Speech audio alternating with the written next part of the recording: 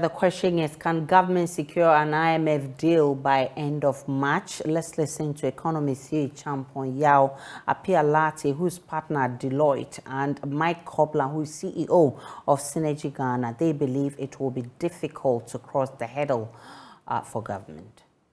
I've seen other analysts. I've been reading the economic intelligence report and all, and they put it mid-2023.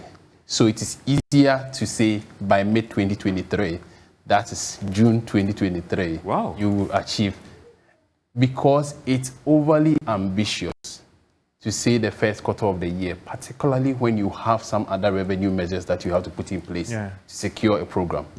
And the parliament that we have is not a parliament that we had when we went for other IMF programs. 2 programs. You could actually pass a lot of these policies and programs, get them approved under certificate of agency. Now you can't do that. And so for us to start thinking, the first quarter of the year is almost over, so we should look at the second quarter of the year and then probably accelerate it a bit, and by the end of May, reach some level of agreement.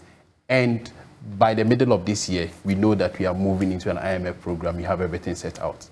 According to some of the data information and the assessment we're privy to, I think it's probably where you're talking May, thereabouts, in a best case scenario. And I'm actually on record as having said this. The reason is that, it's one thing restructuring your domestic debt, which is covered under your local law, and it's another thing with external debt restructuring. In this particular case here, there are 4 big players in the equation, each with different interests that we need to take into account.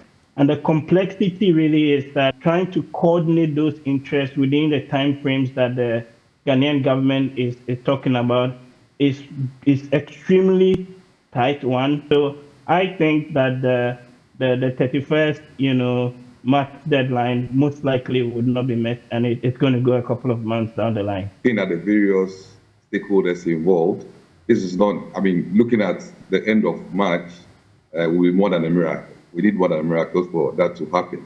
So realistically, I think investors, everybody is looking towards the mid of the year. And, in the investment community, uncertainty is something that you want to avoid. And so it's better for us to have the same kind of voice and be very realistic about the projections that we are making.